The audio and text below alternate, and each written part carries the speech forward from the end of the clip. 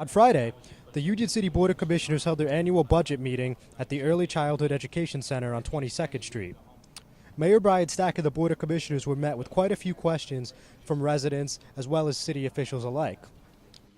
Union City resident Kathy Pontus asking the administration why there were so many percentage increases in this year's budget compared to 2010 and 2011.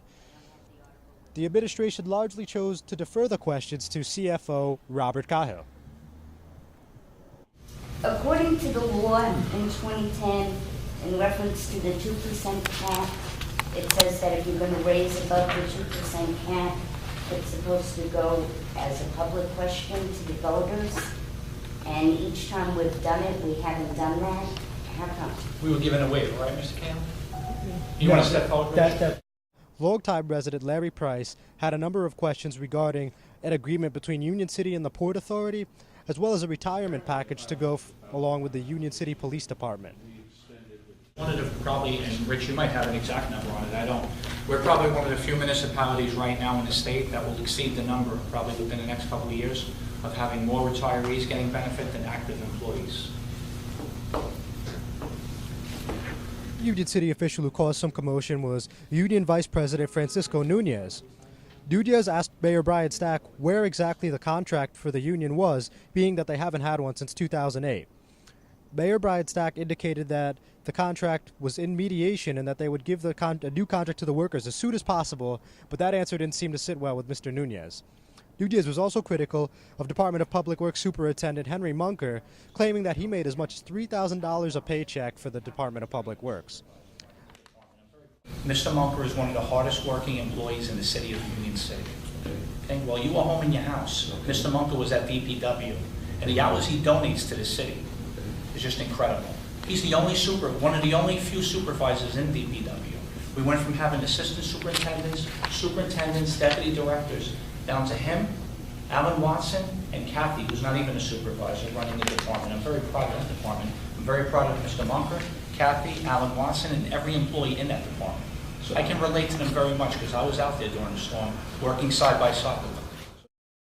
Eric Dixon, a North Bergen resident who attended last week's commissioner meeting, unveiled on Friday that he has actually been retained as an attorney for the Union City Concerned Citizens Group. He questioned Mayor Brian Stack and the Board of Commissioners about a plethora of issues involving the budget, some of which that they were unable to answer. My question here, there's an appropriation for $260,000 to a daycare center. Some people have asked me to question whether the daycare center is a center that is run by Katie Stack and whether this is run by a nonprofit organization, in which case it appears that government or public funds are being used for private benefit, even though it's a nonprofit. Oftentimes there's plenty of profit in nonprofits. Can you divulge the identity of this daycare center? Sure. Christine? This is the Union City Daycare Program, and this expenditure is authorized through an agreement between the city and the interlocal. We do this each year and it's sanctioned by the state, by the DCA. This goes back to sometime, Eric, probably, and you can't quote me to the year, but probably back to the late 70s, early 80s, an agreement that the city of Union City made with the Union City Daycare Program. I think the commissioner maybe at the time that formed the program may have been Manny Diaz. It started off as a very small program and has grown. Is this a nonprofit though? I mean, the Union City Daycare Program, is that a nonprofit? Yes, it is a nonprofit. Okay.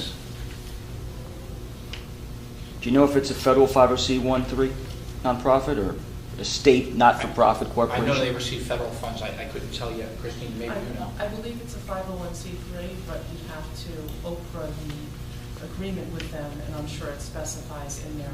I don't have that with me. Right, I understand. And as an alternative, we can always, the IRS actually may be able to provide that, so I'll spare you the trouble. Wanted to ask. I'm John Hines with Hudson County TV. For more information, log on to HudsonCountyTV.com.